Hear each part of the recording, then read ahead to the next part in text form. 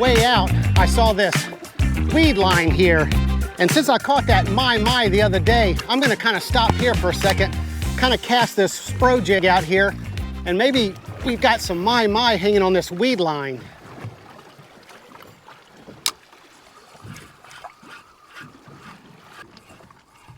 Oh, got him, got him, got him, got him. Let's see what I've got. Yeah, definitely. All right. So I saw a dolphin jump right as we stopped here. Let's see what we've got. Yeah, we've got a little dolphin. Little Mahi Mahi. Check them out. There's a couple with it. All right. Got to get all this stuff out of the way. I was on the front of the boat. All right. Check them out. Nice little Mahi Mahi on the spro jig. This guy right here will make good tacos, or good for frying. He's not the biggest ones out there, but nice, beautiful fish. Let's get him in the box before he bleeds everywhere. So all I'm doing is just kind of casting this out here, letting it sink for a couple seconds. Oh, here he is. All right, got him. And this is our third one. This was a decent strike. Let's see if he's any bigger than the couple we've got. So he feels like it. All right, I'm gonna loosen my drag up a little bit. I haven't even really checked it. This is on my big 7500 that I was using for amberjack and snapper the other day. It's a little bit too big of a rig for this smaller dolphin, but man, it's what I had tied up already. He is a little bit bigger. Is this a Spanish? What is this? What is this? No, what is this? Bonita? Oh, it's a small bonita. Look, and look at everything with it. Those are all Mahi Mahi with it. Check them out. All right, well, let's get this bonita in. We're gonna need some bait today anyway. So that's why I felt a little bit heavier.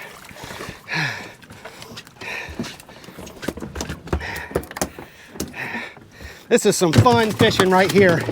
Whenever you start to see something like this and cast jigs at it. All right, I don't have pliers rigged up, ready to go or anything. The good thing about this bigger jig though, I think it's about a 2 ounce, and I can cast it a good ways. As you can see, we're starting to drift away from our weed line. If I don't get anything on this cast, we might kind of reset our drift and go through this again. All right, so what I'm doing, I just kind of moved. You can see where I moved the boat, and there's our weed line right there. So I'm turning the engines off and raising them up and doing like we do when we set our anchor. That way our boat is gonna drift this way broadside to the waves, and I can stay back here and cast better. If I left the engines down, the bow would be going towards the weed line, and I have to stand up there on that walk around. That's a little tough on this cabin style boat.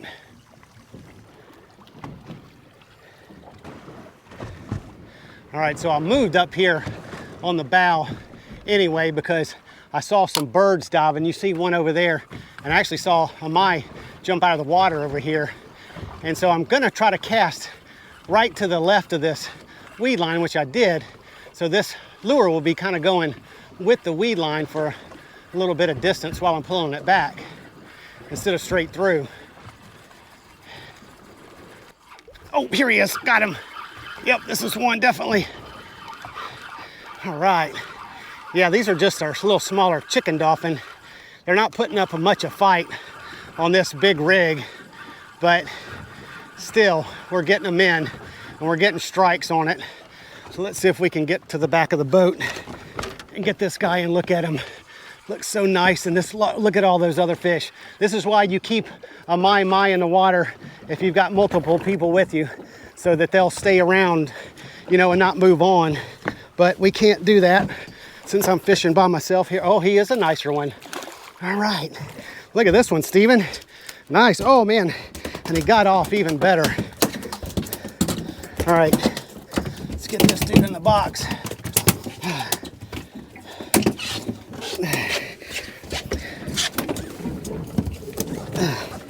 Easier said than done. Okay, dolphin, dolphin, dolphin, stop.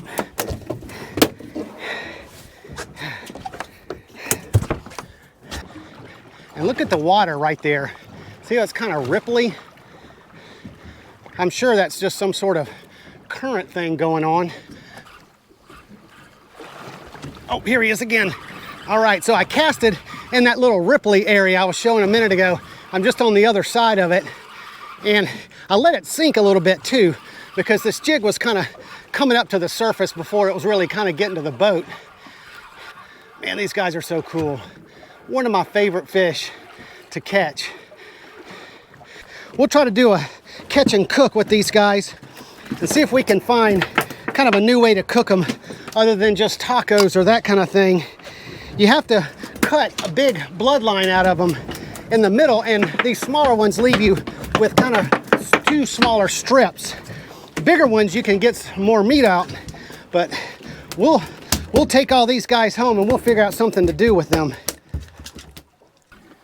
And it looks like they're on this back side of this weed line. The current's coming this way, and they are just probably staged on that back side as bait fish and stuff are kind of washing this way.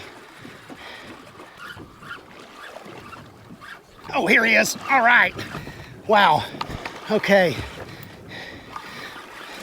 Let's see kind of what size he is. He's putting up a little better fight. I'm still trying to mess with my drag. I haven't had one really take the drag out yet, and I want to get to that spot where they can pull it back if they need to so we don't tear their mouths. So some birds are still diving and that kind of thing. Let's see, did we get one bigger? Doesn't really look like it, but nice one.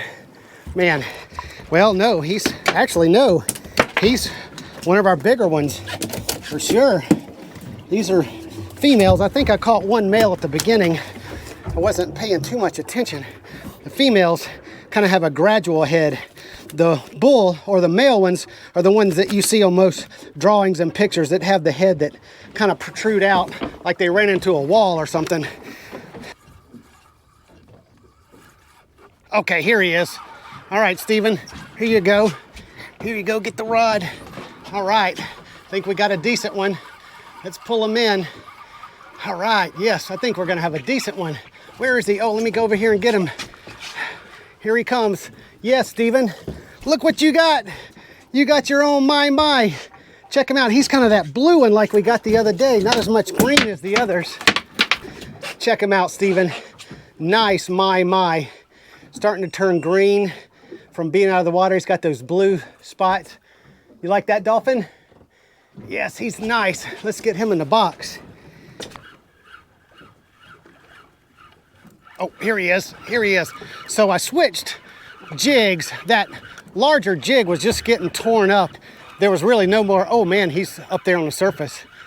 Was no more really hair left on it.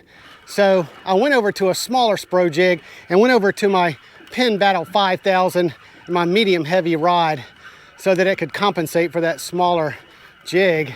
This seems like a little bit nicer one, kind of coming up to the surface like that. Yeah, definitely. Look at this dude. Nice Mahi Mahi. Kind of got the bigger one on the smaller jig.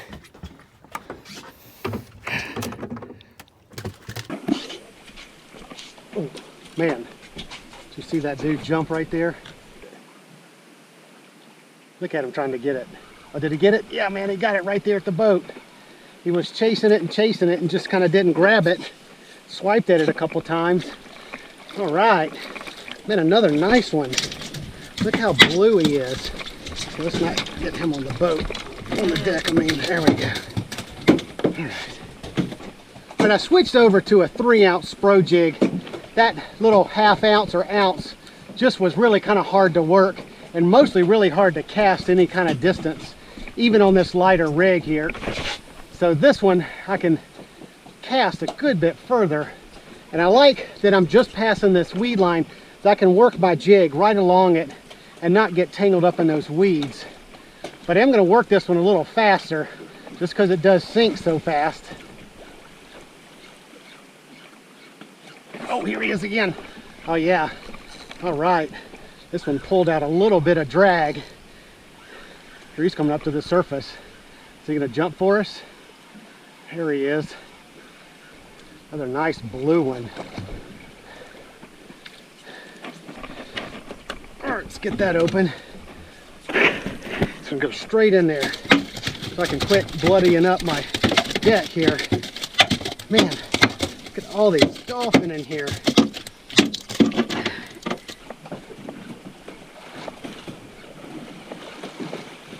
Oh, here he is again. He hit it. There he is. All right. Right on the back side of this weed line. All right, it's a little bit more fun catching these guys on this little lighter rig. Pulls out, you know, some drag from time to time. I'm not quite so worried as much about tearing their mouths either. These guys are definitely bringing up others. Oh good, man, it got off right into the box. Got him, got him, got him, got him. No, he got off already. Nope, he's here. He's here. Oh, yep, he gave us a jump and he got off. Oh, he comes back. All right. All right, so 3 fish prior to this one have gotten off to jumping. Let's see if I can keep a little pressure to getting this guy in. Here he comes. All right. Oh, we almost didn't get him in. This guy's nice and blue again. Guys are strong. In some ways it feels like grabbing a little shark. All that power. Okay, I'm gonna try something just for fun.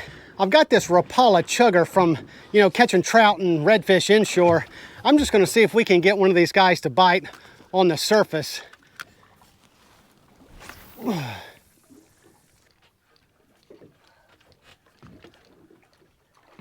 Got him, got him, got him, got him, got him. All right. Mahi Mahi on a topwater. How cool is that? Oh, and he got a jump out of him too. All right. How cool, how cool, how cool. All right, he's a decent one too. Man, that is very, very cool. All right, let's see if we can get him in. Oh, all right, we got him in on a topwater. How cool is that, Steven? Man, how cool is that? Man, nice Mahi Mahi on an inshore chugger. That is so cool.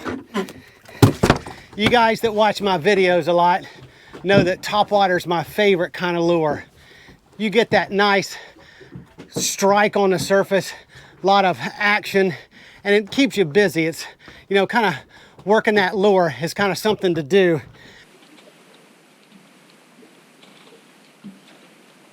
Got it, got it. Man, that was a nice kind of swipe from the left to the right. Just kind of came over and grabbed it. Man, this is the 3rd cast with this topwater and the 3rd fish. Now we lost the first one, but we got number 2 and 3 in, and this is another nice one. All right, let's get this guy in the box. There you go, Mahi Mahi. Oh man! Oh, pulled it out of his mouth. Look at that! Look at that! Man, they're just on fire for anything out here right now. A spro jig, or now this topwater.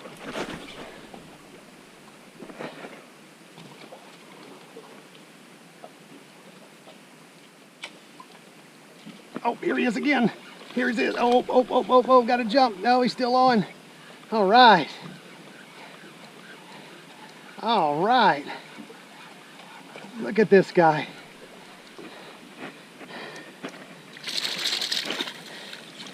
Nice jump right there at the end. Look at this Mahi Mahi. We're gonna have to kind of shut this down at some point. I only brought 3 bags of ice. Definitely wasn't expecting to get this much fish.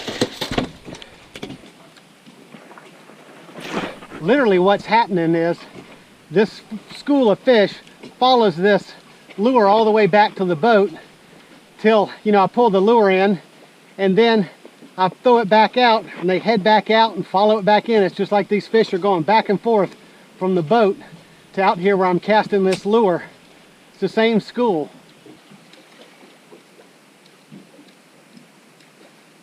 Got it, got him, got him. All right, oh, there he goes, there he goes. Let's get this guy in. Man, such cool fish. I can't say it enough. Just some of the most beautiful fish out here.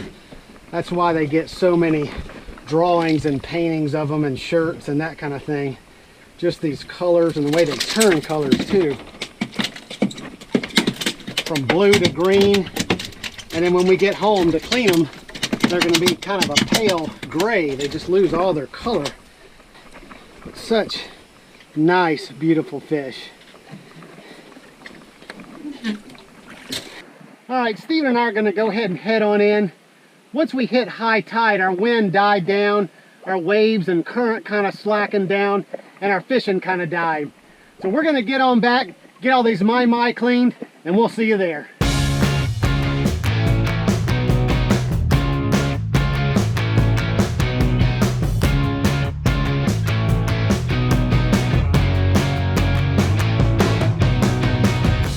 Cleaning these Mahi Mahi is basically like any other offshore fish that we catch, except for one step, and I'll show you as we get into it. But today we're going to be using our Sword 7-inch Flexi, and I'll leave a link down in the description so you can check out their products. But our first step is just to kind of cut behind the head like we normally do.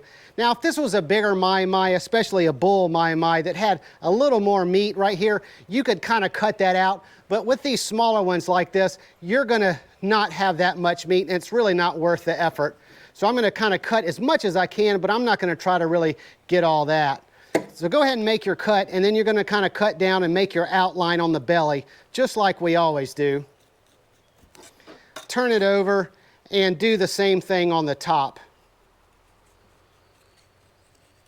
All the way until you meet that cut that you did a minute ago. And then make slow, long cuts along those bones that you feel, just riding your knife right on top of them. Once you kind of get to the backbone, you can go ahead and stick your knife on top of the backbone and run it all the way through and go ahead and cut that tail off. Now here's the step that's a little bit different and frankly a lot easier. Once you've got the tail cut off, you can get your knife on top of there and you're going to run backwards and just kind of come up and then cut it off just like that. And you didn't have to do all those cutting around the ribs. And check out our little flying fish that he had in there. Look at these wings here. You can tell that's totally flying fish. Our next step is to get this rib cage area off. Just kind of ride your knife just along the side of it and cut that off all the way to the skin, and you can discard it. To get this skin off, if you get this fillet close to the edge of the board, it'll make it a little bit easier. And I go ahead and start up about an inch above the tail just to give me a grip. Plus there's not a lot of meat right there and you're not going to miss anything. And then just kind of go on the top of that skin just like normal. And you're going to get all that skin off. Now when you turn it over, you're going to see this very dark bloodline that they have. And there's also some bones in it right here. So what you're going to do is you're going to cut this out, cutting out the bloodline, but also cutting out those bones.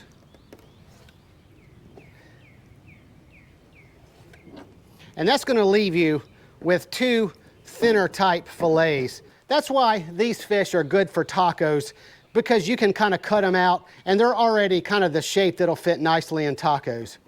And there's other ways you can do it too. Tonight we're going to try something new. So we'll see you in the kitchen, we'll cook these up. I came up with a new way to cook this Mahi Mahi. Never done it before, so we're going to test it for the first time tonight. And it's sort of an Oriental style appetizer. I've already lightly dried our fish here, salt and peppered it, and cut it into sort of finger-sized pieces.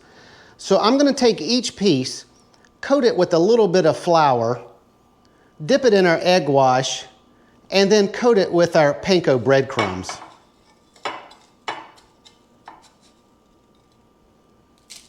I did one plate of fish already, and as you can see, these Panko breadcrumbs are kind of getting clumped up. So what I'm going to do is I'm going to go ahead and dump this out and put some fresh breadcrumbs in here so these others will be as coated as well as the first batch. In our wok here, I preheated some vegetable oil and sesame oil about half and half to about 350 degrees. And we're going to go ahead and drop our fish in and basically just do sort of a shallow fry here. Probably putting about 6 or 7 pieces in at a time. We don't want to overcrowd it because it's going to cool down the oil too quickly. And I've got this instant thermometer here. I'm just sort of checking it just to make sure we're staying within that 325, 375 sort of range. And we've cooled down a little bit with this fish. So I'm gonna crank it up just a little bit. And depending on how hot we keep this oil, this will probably go somewhere between 3 to 5 minutes. Since we don't have a lot of oil in here, I am gonna flip it about halfway through.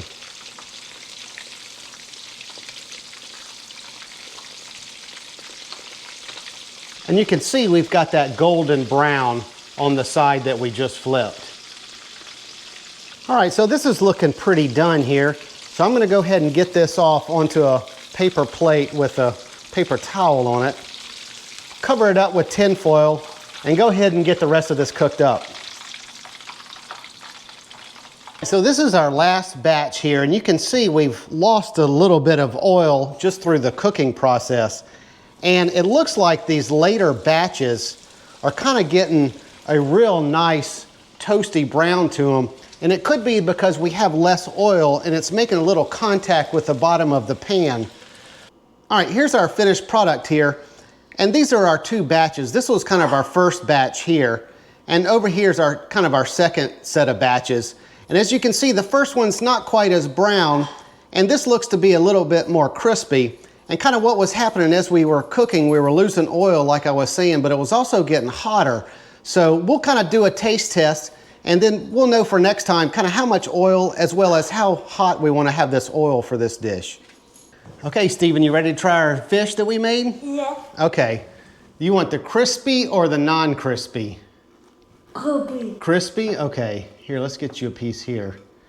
Let's just try it plain first. We have these 2 sauces. Look, oh, here comes Harry. No, Harry, you can't have yours. Good. It's good? All right, well, let me give a shot. I'm gonna try this crispy. Now we have 2 different kind of dipping sauces to kind of try too. We have some sweet chili sauce, as well as just your sweet and sour sauce.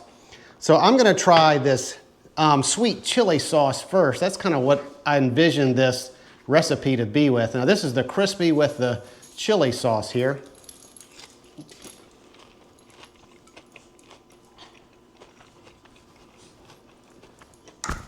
That's exactly how I imagined this dish to be. With this sweet chili, obviously you've got some sweetness to it and a little bit of heat. It's exactly what I was going for. All right, so this other one, Stephen, let me try some less crispy, some of our first batches with the sweet and sour.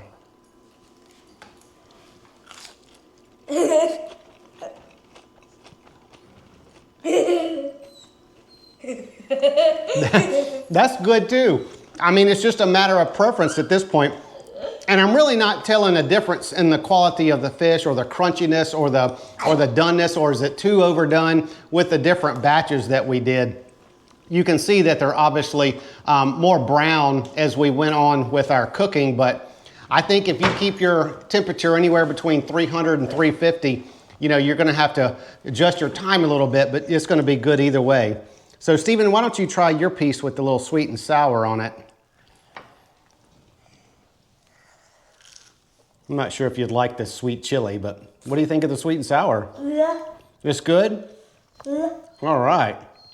Well, we're gonna go ahead and close out the video so we can have the rest of our appetizers here. But if you enjoyed this video, give me a what, Stephen? A thumbs up and hit that subscribe button so you don't miss my future videos. So until next time, hope to see you on another episode of Forgotten Coast Fishing. Let's have another bite here, Stephen.